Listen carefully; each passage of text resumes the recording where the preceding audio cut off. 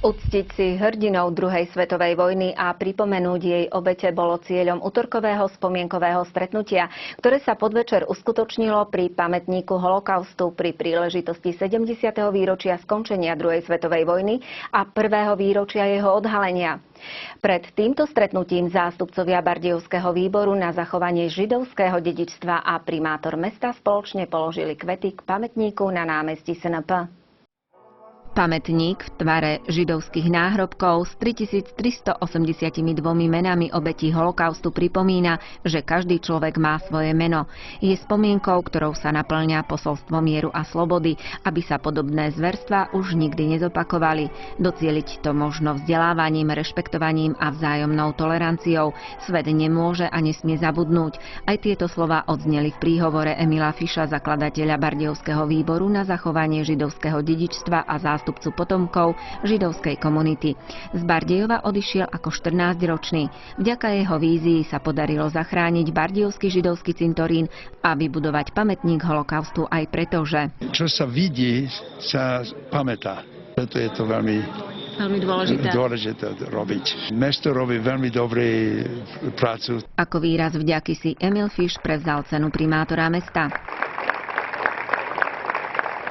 Verejne bola ocenená i podpora zo strany vedenia mesta a volených zástupcov, pretože bola rozhodujúcou pre výstavbu pamätníka.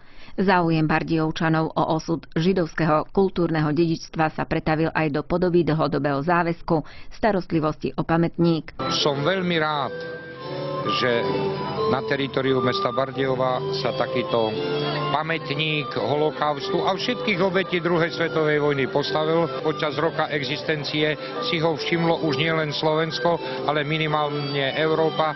A som rád, že sa nám doslalo slova uznania za to, že sa o neho dobre staráme. Urobíme všetko preto, aby tomu tak bolo aj v budúcnosti. Pozerám sa dátum, ja vidím malé deti, dvojročné, triročné. A nejako ich vidím, a však oni nemajú hroby. To je jedna príčina, prečo sme robili to ako kameň hrobu. Pamätník odhalil aj spojitosť osudov bardejovských a poľských židov, ktorých skúma Kšištof Přibulovič. Tu objavil aj meno Fišla Götza z Bieča, ktorý ušiel do Bardejova v domnienke, že sa zachráni. Keďže Fišel Götz bol sympatickým mužom, kolovala o ňom taká historka, že z jeho kože je údajne vo Osvienčime vyrobené tienidlo. Spomínanie sa nezaobišlo bez prepojenia minulosti s budúcnosťou a mladými ľuďmi. Aj preto Bardejovský výbor na zachovanie židovského dedičstva v spolupráci s komunitnou nadáciou vyhlásili eseistickú súťaž tematicky zameranú na tragédiu židovských obyvateľov.